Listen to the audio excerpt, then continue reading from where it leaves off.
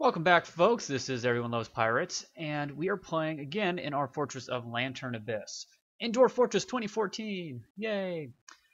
And last episode I mentioned this might end up being a planning episode, but I don't think it will, because I don't really feel like planning that much. I think the dwarves are happy enough with their little bedrooms. Well, they don't have bedrooms, so if we look at let's say Dwarf Therapist as we have, and I'm going to talk about some of this other stuff in a bit, but we can look at like their happiness level. So complained about lack of chairs. Yeah, I'm working on that. Was caught in the rain recently. Slept without a proper room recently. Those are kind of the complaints. It's nothing that bad right now. That's about the same for everybody. So we're going to get some tables and chairs in here so they have a place where they can eat. Now, one thing I might be able to do to kind of trick them, I don't really know how much I want to do this, but we could make a bedroom. I don't know if it's going to be considered a proper bedroom because it won't have doors. I don't know if that's a thing or not, but we just make a room. Do the same here. So it'll be designated as a room. I'm not necessarily going to give it to anybody, but they can kind of decide, hey, I'm sleeping. Oh, look, it's a bed, and look, the bed is in a room, and all that kind of stuff. You don't actually have to give them a specific room. Now, if you do make a room and it has like cupboards and stuff like that, and you give it to them, they'll store their stuff in there. So it is a good thing to do in the long run. Just kind of a nice way to take care of your dwarves, but maybe you're not a benevolent overseer so much, and you just want to see them suffer, or I don't know. Maybe you're a communist overseer and you don't believe in possessions and you want your dwarves to share and share alike and not keep anything in their room or something like that. I don't know. I don't know who you are or how you play, and you know what? It doesn't matter as long as you enjoy yourself on how you play.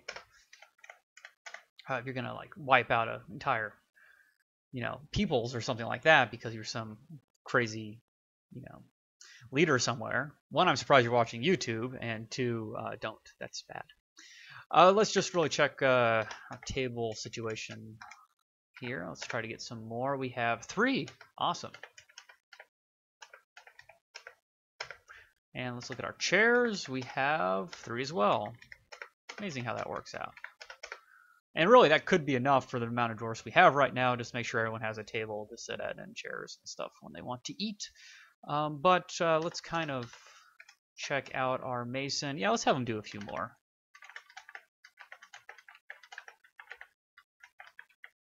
There we go. 4 more of each, I think. I'm assuming that list is still 9 long. And let me show you real quick. I know we still have the game paused, and that's boring to people sometimes. But I want to show you some things. I've been messing around with Dwarf Therapist a little bit. And I think I will eventually end up doing a tutorial series on 2014 Dwarf Fortress to get people started in it. But they got some cool windows that I just like closed immediately, and I've brought them back up, and I've been looking at. This is all under add here. And there's some really cool stuff. I haven't even looked at all of it yet. But for one, we have, well, we'll start with traits. So traits is this kind of thing that I always like looking at in my dwarf, especially in creation. If you go to that first video, I was looking at people who maybe were more kinesthetically sensed or like this thing or that thing, and try to give them roles based on that. And our guys were pretty much, they were all pretty normal. There wasn't really anything that kind of jumped out at me. But, we do have this nice kind of graphical way of looking at things and saying, okay, well, hey, this was kind of fortuitous. Our bookkeeper, record keeper guy is obsessed with acquiring wealth. So he's probably quite happy with what he's doing. You can look at somebody like here who's not humorous at all, and you add that with some other sorts of abilities socially. Actually, he's not too bad on some of the other stuff, but, so like comedian. Oh, wait, comedian. Interesting. He actually has a tiny bit of experience in comedian, despite the fact that trait-wise, he's not a big fan of humor. In fact, he's utterly humorless. But maybe that's what people find funny about him.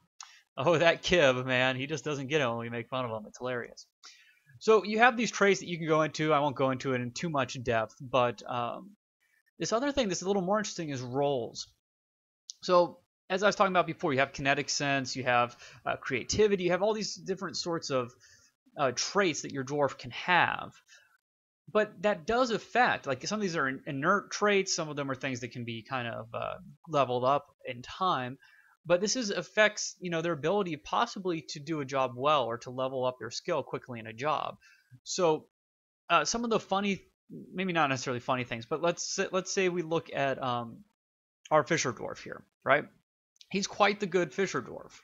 He has skill in that. We gave him skill right off the bat, so that's heavily weighted in this idea that says that he is 75% fit for this role based on his attributes. And it lists not necessarily how good he is at those attributes, but the attributes that are used in this determination. So for fishing, it looks at agility, focus, kinesthetic sense, patience, strength. I knew some of these things off the top of my head because of just 5, 6, however many years of playing Dwarf Fortress, quite a lot, and reading the wiki and all these. Seriously, the wiki is your friend. But this makes things a little easier. So I used to spend like 2 hours setting up my initial embark because I was dealing with like each dwarf's personality and what they like. So skills is weighted heavily, but like his preferences as well. Like for creatures, fish extract, just fish in general, the outdoors, which is obviously a big one. You're going to be fishing, you're probably going to be outdoors. Now, if we look at Fishy just by mousing over him here, we can see his personality and all that kind of stuff, and that's in there. But we also like he dislikes cooperation up there in blue. Sorry, I can't move my mouse. Values tranquility and a peaceful day. I mean, these are things that go hand in hand with fishing. However, if you look at his preferences, he prefers all these things, but he hates mussels, and we actually had him catching mussels. But he does like working outdoors. So once again, he is quite well suited to this role. So this is something that really when new people come in, you can just kind of mouse over them real quick, or look at your old guys and see, okay, who's better suited to this role that I don't have anybody in yet.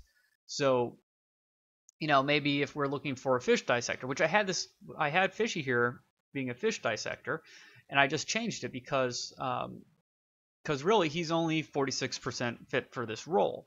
Now a lot of these guys aren't going to be super fit for any of their roles, but if we look down here, well, he's 48, doesn't really matter. And then for fish cleaner, he is 53%. So he's actually our best aptitude towards fish cleaning. I've wasted almost 8 minutes talking about this stuff, but high school, you do those aptitude tests or whatever, and they tell you what you should be when you grow up, or maybe grade school.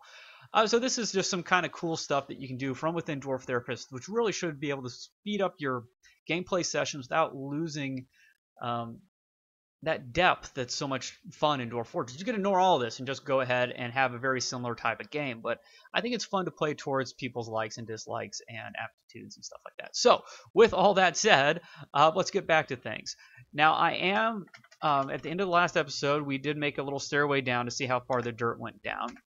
And really it just goes down one more level from here. So let's just kind of get that dug out now, because I think that's something that we need to do. So let's designate mine. Let's just build a, well, we don't want to get too close to the water. We're going to have to go fairly far out here probably. Let's make a 3x3 corridor out this way. There we go. We'll unpause. Let things run. So I was talking about some things last time. Things I couldn't quite remember. Took a glance at the wiki because sometimes I get stuck in habits and I just do things. Like I think the last Dwarf Fortress that I played on video, I just automatically use the typical thing that I always do, which I find some water source like the brook or these lakes, and I drain them into an underground just area I've set up to do my farms. Well, you don't need wet dirt. If you have soil, you don't actually need it to be soaked in order to grow stuff on it. However, if you have stone, you do need to basically wetten the stone. And like there's enough dirt underground that as soon as you get it wet, it becomes just wet mud. And Dwarf Fortress looks like it stopped respawning there for a second. And that allows you to grow crops and stuff. And that's also where the spores will settle. So that's like my big issue, right? I want the spores to come up and get all the moss and stuff like that so that we can have animals indoors. So that's one of the things that I'm working on, and we'll have those guys work their way over there eventually. Now they're sleeping and all that stuff. Now another thing we're going to need to do is we're going to need to worry about protection, right? So in this version of Dwarf Fortress, as I've been warned, and as I've also read in the forums when it kind of first came out, you have this issue where you don't get like that full year before you possibly get attacked. We are getting cave moss up here, but it's not wet. Oh, there is a little loam up here. Okay, got it. Say, it looks all like rock to me. So you can get attacked much quicker now. So we need to make sure we have some defenses because we're not really going to have an army right off the bat. The army's for the caverns. So I want to build. Really kind of don't have a whole lot of room right now. We're kind of squeezing everything in up here.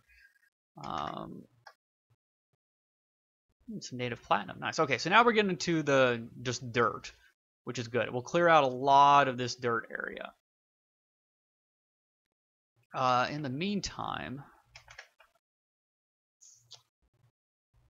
well, once again, this is all temporary. So let's just build a workshop of what's it called? Things that make the stuff. The mechanic workshop. T. And sorry for that long explanation at the beginning. Hopefully that didn't run too many of you guys off, but you know, that kind of stuff that I'll end up putting in a tutorial video. But I figured it was worth mentioning now. Now we don't have anybody doing mechanics yet, so let's jump into Dwarf Therapist. Now we can look under, once again, everything is moved mechanics. So no one really has any aptitude or anything for that. Anyways, Engraver Boy, you can be our mechanic.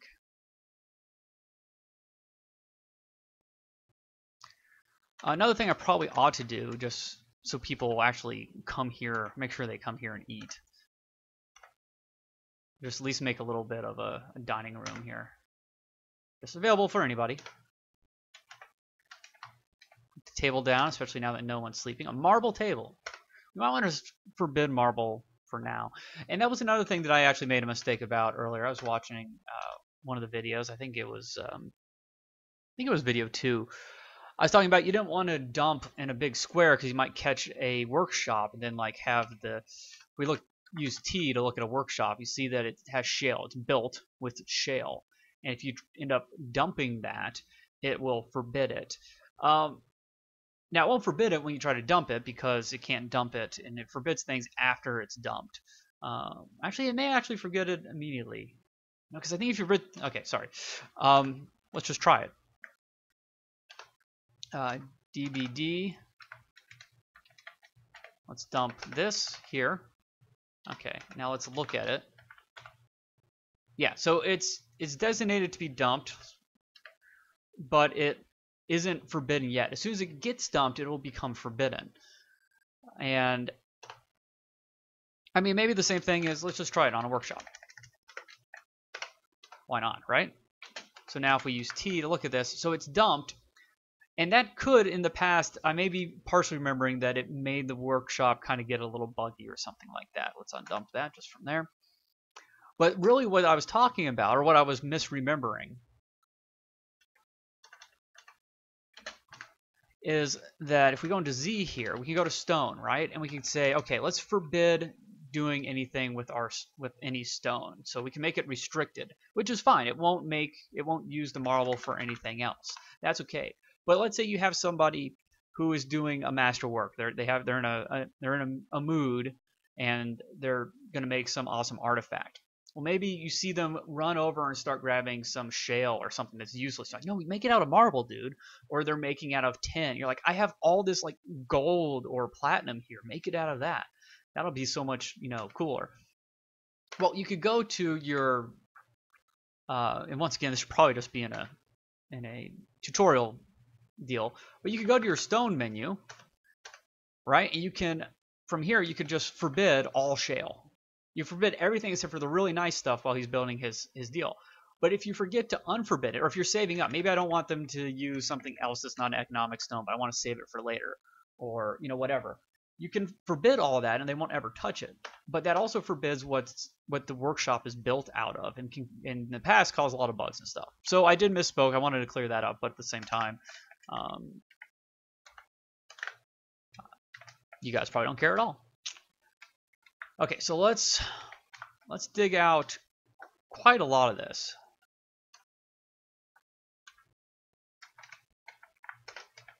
One, it won't hurt to have the lignite.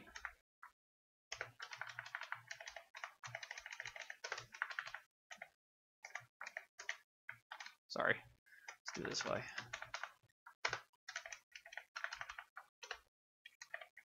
Take a little time, especially with only 2 guys. Now, looking at our stocks, I did kind of show this to you before, but we do have quite a few prepared meals. If we tab, we can see kind of how good they are. So we're pretty set there. If we look at our kitchen, we do have a little more mussel, sorry guy, and rainbow trout and stuff like that. So we can get those cooked up, just kind of add new task, find meal, put it on repeat until he runs out of stuff to cook with. Got people just laying in bed doing nothing. On break. He's breaking. Breaking badly. Haha. He claims to have a meager quarters. I didn't give it to you. Oh, he took it. That's interesting. That might be new. You might just claim it if it's not given to anybody. I didn't assign it to them directly. Well, that actually helps matter some. Okay, so he ended up cooking up all the fish. So if we look at the kitchen now, yeah, we got 2 mussel. One of them's probably new. Looks like we're running into some stone still. But this loamy sand should, one, be good for farms. So we'll get our farm system set up soon. And should at least be a nice start for grazing our animals. Now, of course, our options are we can take our animals all the way down here and like wall off part of the caverns and have them actually just graze down here, especially if we're going to be sending our military down here a bunch and just kind of take them over. But, you know, Forbidden Beast will come eventually, and they may even draw it in sooner. So what I'll probably end up doing is end up draining one of these lakes, or probably, I mean, the better one's the river, because you don't want to drain it and then have that entrance into your fortress. Interesting. Autumn has come. Looks like our donkey ran way up here. So we might want to corral them anyways near our fortress. Stray mule. And that's something cool about the now Dwarf Therapist, is you look at the animals and you can see their abilities, which I guess really don't really matter all that much. Adult, okay, that could be good to look at. Can you just like mark them for butchering right here? That would be cool. Apparently not. And you can see their health, which is what's important to me, at least when it comes to animals. I always forget; they always end up dying basically because I forget to pin them up somewhere. Make that zone. What are zones? So I don't have any garbage in our garbage zone. Interesting. That is still, yeah, it's on. This one's off, right? Right. So we could just for now make sure that we keep the animals closer. It'll also help with like maybe thieves trying to come in or something, and we can just kind of do, let's say, something like that for a pen, and then we can add the mule there, and then we can do a new one. Actually,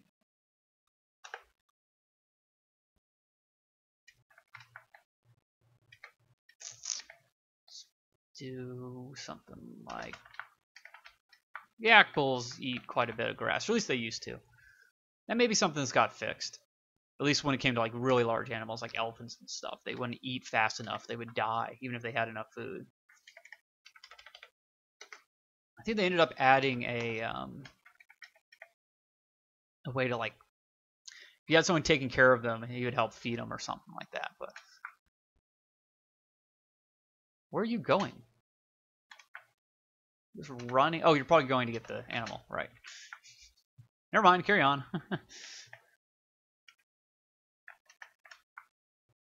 What were you doing? It'd be nice to see what they were just doing. Why were you all the way over there? Why are you over here? Just hanging out in the water. Very undwarfy. So let's set this dining hall as a meeting hall, so people can come here and talk and stuff. Okay, we do have our mechanics workshop up, it looks like. We need to make lots of rock mechanisms. And, you know, honestly, at this point, I may actually restrict marble. Just because no one has the skill to make anything worth making out of marble. Let's save that for really good works. Okay, how is this coming over here? We already got some moss, which is excellent. Okay, let's do our stockpile thing.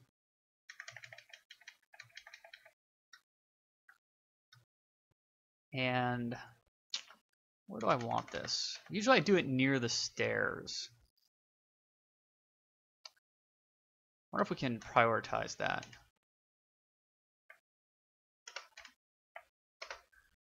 So I want that cut out. But for now, especially while these guys are doing this, let's just throw a custom stockpile right here. Get some drink over there. Now we do need to get the farms going fairly quickly so we can make more booze. Booze is the thing we do not want to run out of. And we're down to 30 drink. That's actually cutting it really close.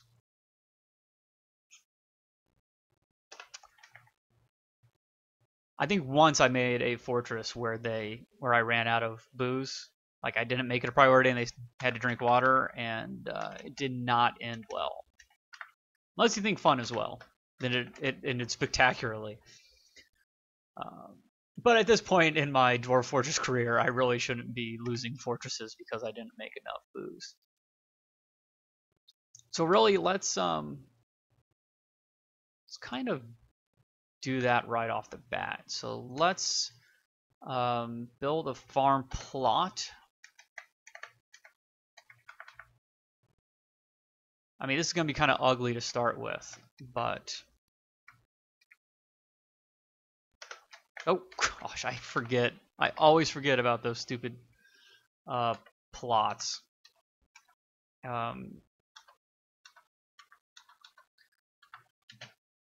Sorry, I gotta figure... Okay, we need to remove construction? No. Designation? No. Q. Got a Q. Remove it. Right. Move building. That's basically what it is. Okay. Build farm plot. We need to do the UMKH stuff.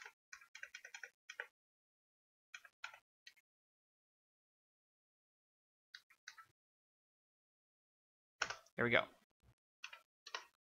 Now, of course, we need someone to actually do that for us. So, as normal, I'm going to get rid of the trade thing for now because we don't really need it that much. It's fun for me, but it's less fun for you guys, I bet. Let's look at our farmer ability. Okay, so no one is particularly good or bad at farming, so we can just pick pretty much anybody. Who doesn't really have much to do besides Axie, because I give him every job, and then soon he has a lot to do. Our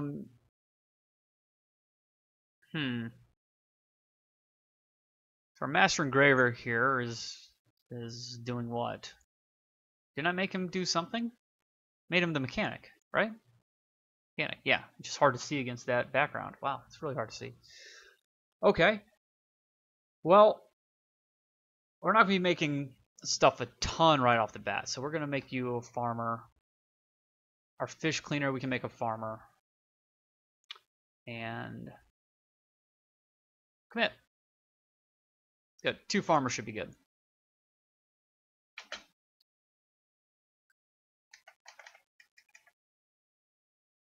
And there we go. So I think I'm going to end this episode here. I wanted to keep them at the low 20-minute range. Let me know what you think about episode length as well. But I look forward to see you guys back soon for the next video, which I'll probably record right now. And I got some names. I got to dwarf some people, which I forgot to do at the beginning of this video. So thanks for watching, folks. As always, leave comments. Let me know what you think. If there's anything you'd like to see in particular, if you'd like your name to be given to one of these dwarfs, let me know. And I'll see you all in the next video. Bye.